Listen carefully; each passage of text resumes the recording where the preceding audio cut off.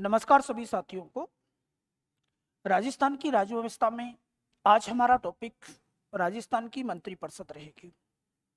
जैसा कि हम केंद्र सरकार में पढ़ते हैं वैसा ही हमारे यहाँ राज्य सरकार में भी है। हमारे भारत में हमने संसदीय शासन प्रणाली को अपनाया है और संसदीय शासन प्रणाली की दो विशेषताएं होती हैं। दुनिया में कार्यपालिका और विधायिका के आपसी संबंधों के आधार पर शासन प्रणाली दो प्रकार की होती है। एक आपके संसदीय शासन प्रणाली होती है और दूसरी आपकी अध्यक्षात्मक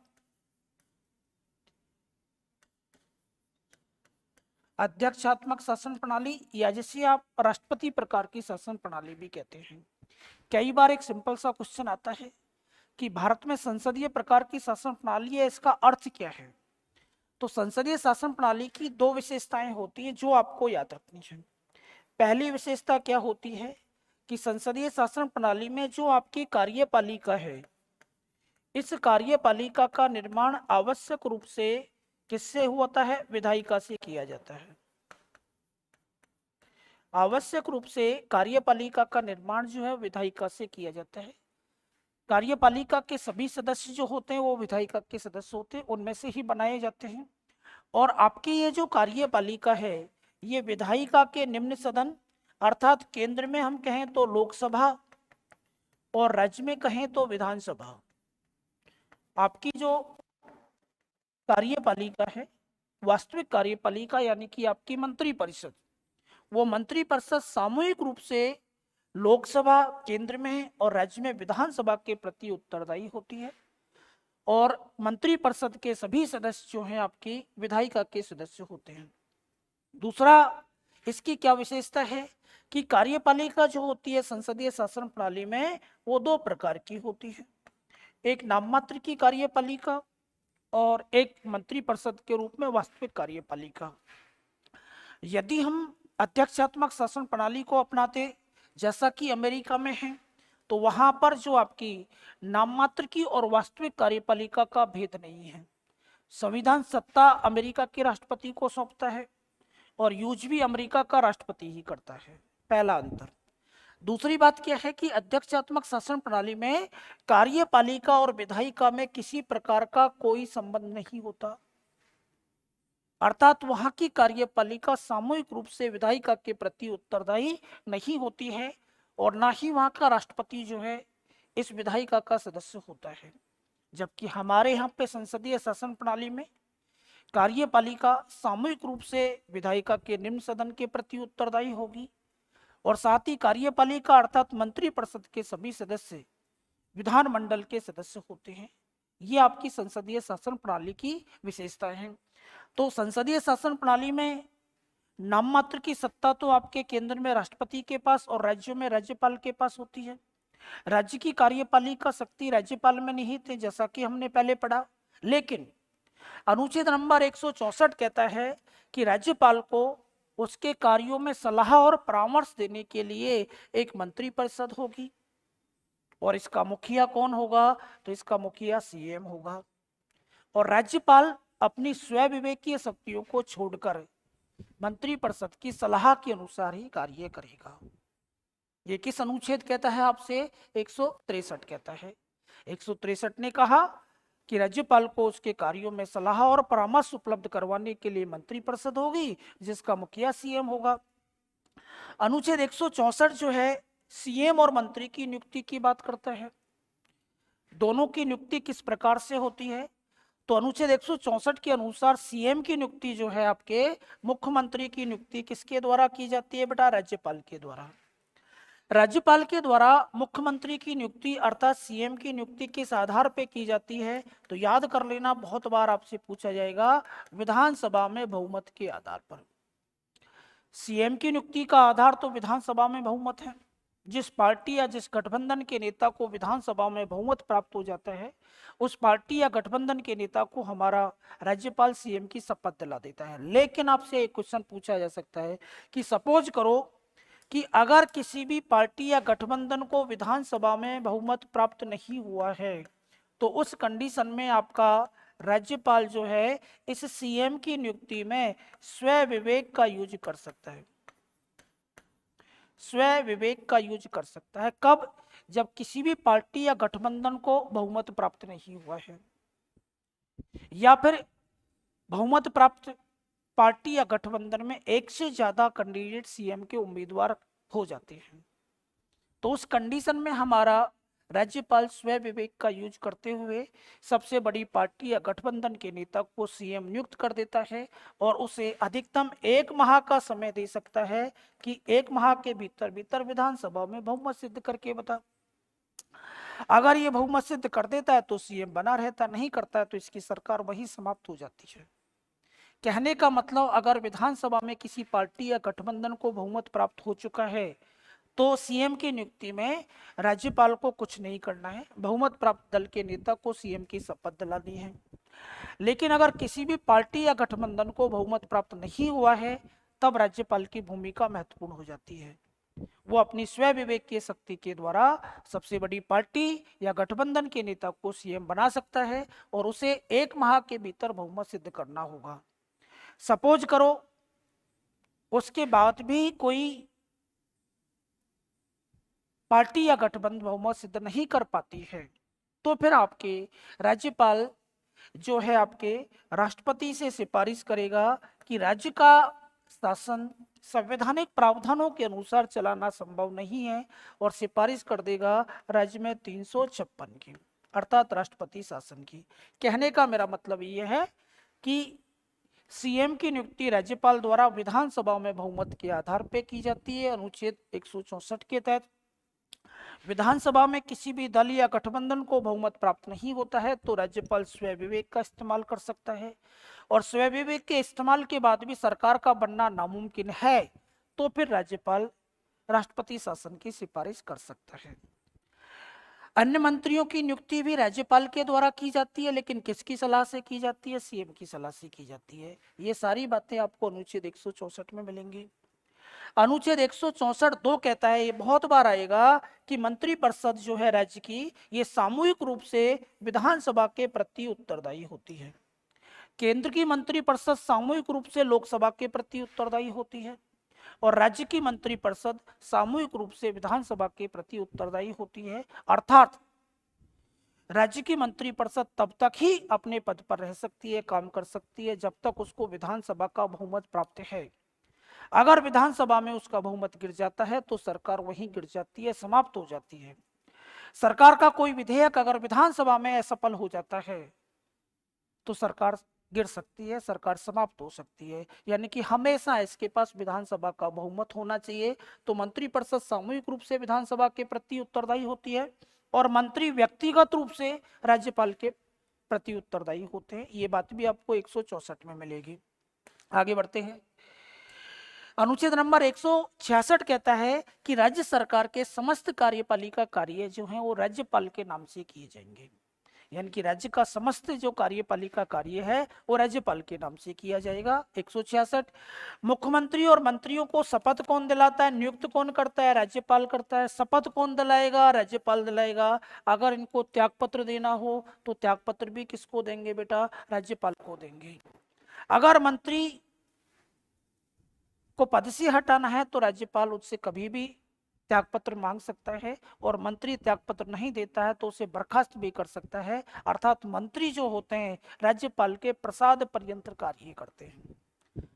तो मंत्रियों की नियुक्ति, मंत्रियों की शपथ, मंत्रियों का त्यागपत्र और मंत्रियों की बर्खास्तगी सबके सब राज्यपाल के द्वारा की जाती है। मुख्यमंत्री और मंत्री त्यागपत्र राज्यपाल को देते हैं। कार्यकाल कितना होता है? तो मंत्रिपरिषद का कार्यकाल सामान्यतः 5 वर्ष यानी कि विधानसभा के बराबर होता है, लेकिन मंत्री राज्यपाल के प्रसाद पर्यंत काम करते हैं, अर्थात उन्हें कभी भी पद से हटाया जा सकता है। और मंत्रिपरिषद सामूहिक रूप से विधानसभा के प्रति उत्तरदायी होती है, अर्थात विधानसभा में बहुमत नहीं रखने पर आपकी सरकार या आपकी मंत्रिपरिषद को त्यागपत्र देना होगा। इसके बाद आगे बढ़ते हैं। क्या आपके मंत्रिपरिषद में कितने मंत्री टोटल हो सकते हैं? तो मूल संविधान में ऐसा कुछ नहीं था कि मंत्रियों की संख्या कितनी होगी, लेकिन हमारे संविधान में हमने एक संशोधन किया। संशोधन याद करना है, बहुत बार एग्जाम में आता है। 91वां संविधान संशोधन 2003 में हुआ। और इस संशोधन के अनुसार केंद्र में मंत्रियों की अधिकतम संख्या तो आपके लोकसभा की कुल सदस्य संख्या का 15%,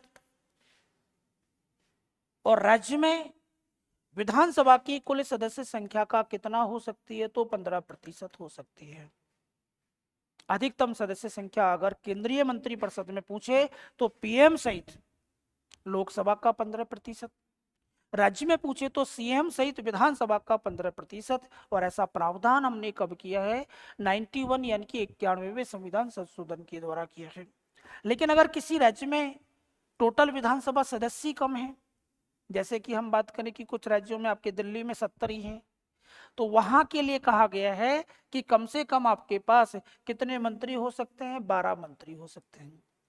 अब इस 91वें संशोधन के अनुसार अगर मैं राजस्थान की विधानसभा में अधिकतम मंत्रियों की संख्या पूछूं आपसे कितनी हो सकती है, तो राजस्थान की विधानसभा के टोटल सदस्य हैं बेटा 200, और इस 200 का कितना हो सकता है, तो मंत्रिपरिषद में 15% सीएम सहित हो सकते हैं। अर्थात राजस्थान की मंत्रिपरिषद में अधिकतम मंत्रियों की संख्या जो हो सकती है ना, वो 30 हो सकती है। आपसे पूछा जा सकता है मंत्रिपरिषद में मंत्रियों की संख्या 91वें संशोधन द्वारा डिसाइड हो गई। आगे बढ़े, मुख्यमंत्री या मंत्री बनने के लिए आपके पास क्या योग्यता होनी चाहिए, कौन बन सकता है, तो पहली योग्यता तो सर्वविदित है, कहाँ का नागरिक होना पड़ेगा, भारत का।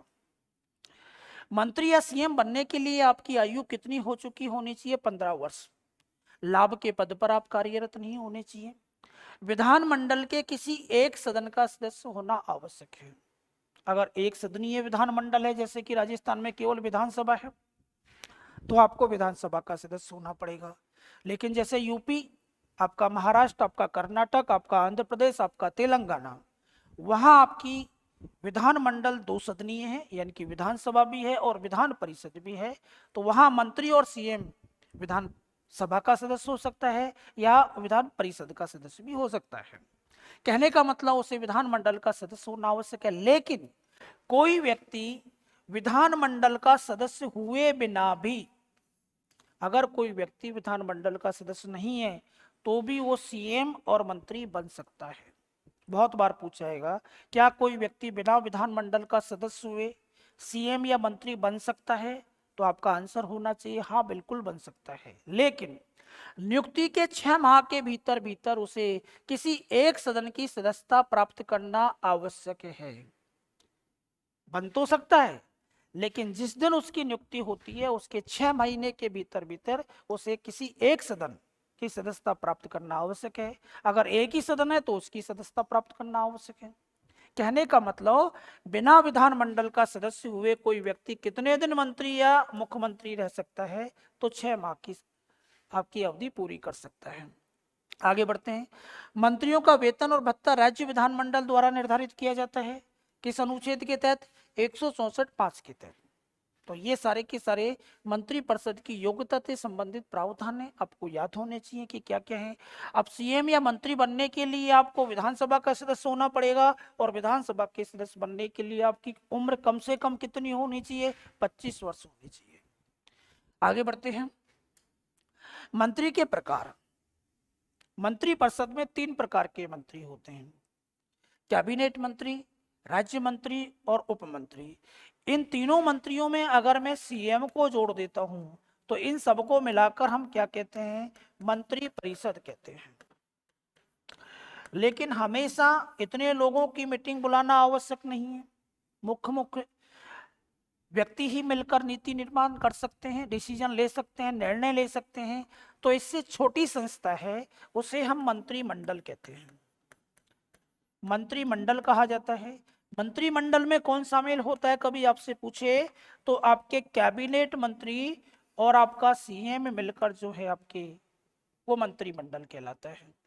लेकिन आप याद रखना, सामान्य बोलचाल की भाषा में, मीडिया में मंत्रिमंडल शब्द का इस्तेमाल ज्यादा होता है, लेकिन हमारे मूल संविधान में कहीं पर भी मंत्रिमंडल शब्द का इस्तेमाल नहीं हुआ है। केवल किस शब्द का इस्तेमाल हुआ है, मंत्रिपरिषद का। मंत्रिमंडल शब्द का पहली बार इस्तेमाल जो किया गया था वो 44वें संविधान संशोधन के द्वारा अनुच्छेद नंबर 352 के संदर्भ में किया गया है, कि राष्ट्रपति मंत्रिमंडल की लिखित सलाह के आधार पर राष्ट्रीय आपात लगा सकता है। लेकिन ज्यादा पावरफुल और ज्यादा यूजफुल और ज्यादा निर्णय लेने की पावर सीएम और कैबिनेट मंत्रियों में होती है, तो उन्हें मिला के हम मंत्रिमंडल कहते हैं। कभी इनका श्रेणी क्रम पूछा जाए तो श्रेणी क्रम यही रहेगा, कैबिनेट मंत्री, राज्य मंत्री और उप मंत्री। राज्य मंत्रियों को कई बार स्वतंत्र प्रभार दे दिया जाता है, यानी कि उस डिपार्टमेंट का कोई कैबिनेट मंत्री नहीं होता है, तो वो तो एज ए कैबिनेट मंत्री के बराबर पावर रखता है अगर स्वतंत्र प्रभार के रूप में है। और अगर उस डिपार्टमेंट का कैबिनेट मंत्री भी है तो उसके अधीन रहकर काम करेगा। अब ये तीनों मंत्री और सीएम मिलाकर 91वें संशोधन में हमने कहा कि इनकी संख्या जो है आपकी विधान परिषद की कितने से ज्यादा नहीं हो सकती, 15% से ज्यादा नहीं हो सकती। लेकिन कई बार क्या होता है कि सत्तारूढ़ दल में इससे ज्यादा व्यक्ति जो होते हैं वो मंत्री पद के दावेदार होते हैं। तो पार्टी में संतुष्टि बनाए रखने के लिए, शांति बनाए रखने के लिए हमने एक और पद का सृजन कर रखा है, और उस पद को क्या कहा जाता है, तो संसदीय सचिव कहा जाता है। ये मंत्री परिषद में शामिल नहीं होते हैं, लेकिन मंत्री के बराबर दर्जा इनको मिल जाता है। ये खुश हो जाते हैं, लाल बत्ती की गाड़ी इनको दे दी जाती है, लेकिन मंत्री परिषद में शामिल नहीं है। 3 प्रकार के मंत्रियों के अलावा सरकार संसदीय सचिवों की नियुक्ति कर सकती है, लेकिन अब क्योंकि संवैधानिक पद नहीं है तो नियुक्ति कौन करेगा बेटा? याद रखना, संसदीय सचिवों की नियुक्ति कभी आपसे पूछी जाए तो मुख्यमंत्री करता है। संसदीय सचिव को अगर आपके शपथ दिलानी हो तो मुख्यमंत्री दिलाता है। राजस्थान में संसदीय सचिवों की नियुक्ति सबसे पहले 1967 में किसके द्वारा की गई थी? मोहनलाल सुखाड़िया के द्वारा की गई है। मुख्यमंत्री और कैबिनेट को मिलाकर मंत्रिमंडल कहते हैं, ये मैंने बता ही दिया। मंत्रिपरिषद जो है आपकी सामूहिक रूप से विधानसभा के प्रति और व्यक्तिगत रूप से आपके राज्यपाल के प्रति उत्तरदायी होती है, ये बात भी हमने की है। मंत्रिपरिषद ये जो संसदीय शासन प्रणाली है, इस संसदीय शासन प्रणाली में मंत्रिपरिषद सामूहिक उत्तरदायित्व के सिद्धांत पर काम करती है, अर्थात एक सबके लिए और सब एक के लिए। मंत्रिपरिषद प्रकार की शासन में कहा जाता है कि ये इस प्रकार की नाव है जिसमें एक साथ सब तैरते हैं, एक साथ सब डूबते हैं। अर्थात अगर विधानसभा में किसी एक मंत्री के खिलाफ अविश्वास प्रस्ताव पारित हो जाए तो संपूर्ण मंत्रिपरिषद को त्यागपत्र देना होता है। ऐसा नहीं कि वो एक मंत्री हटेगा, संपूर्ण मंत्रिपरिषद समाप्त हो जाती है। इसी प्रकार अगर हमारा सीएम जो है, इस सीएम की मृत्यु हो जाए या ये सीएम अपना त्यागपत्र दे दे, तो सीएम के त्यागपत्र, क्योंकि मंत्रिपरिषद का मुखिया सीएम है, तो मंत्रिपरिषद अगर सीएम की मृत्यु हो जाए या सीएम अपना त्यागपत्र दे दे तो संपूर्ण मंत्रिपरिषद स्वतः ही समाप्त हो जाती है। तो ये सामूहिक उत्तरदायित्व के सिद्धांत पर काम करती है, ये बात आपको याद रखनी है। मुख्यमंत्री के कार्य, जो काम आपने संवैधानिक पद के रूप में राज्यपाल से करवाए हैं उनमें केवल स्वविवेकीय शक्तियों को हटा दो, बाकी सभी कार्य जो है आपके वो सीएम के द्वारा किए जाते हैं। चाहे किसी भी संवैधानिक पद पर नियुक्ति की बात हो, चाहे विधानसभा का सत्र बुलाना हो, सत्रावसान करना हो, विधानसभा को भंग करना हो, राष्ट्रपति की विभिन्न प्रकार की प्रशासनिक पावरों की बात हो, सबके सब जो है उसमें एक चीज जुड़ी होती है कि सीएम की सलाह से कार्य करता है। अर्थात पर्दे के पीछे रहकर सभी कार्य जो हैं, सलाह किसकी होती है? तो सीएम की होती है। कहने का मतलब आपने राज्यपाल की जो शक्तियां पड़ी थी वो सबके सब वास्तविक रूप में किसके द्वारा यूज की जाती हैं? सीएम के द्वारा। लेकिन अगर आपसे कभी क्वेश्चन पूछा जाए कि सीएम के कर्तव्य और कार्यों के संबंध में अनुच्छेद कौन सा है, तो अनुच्छेद नंबर है बेटा इसमें 167। 167 क्या कहता है कि मुख्यमंत्री राज्यपाल तथा मंत्री परिषद के मध्य किसके रूप में काम करेगा? कड़ी के रूप में काम करेगा।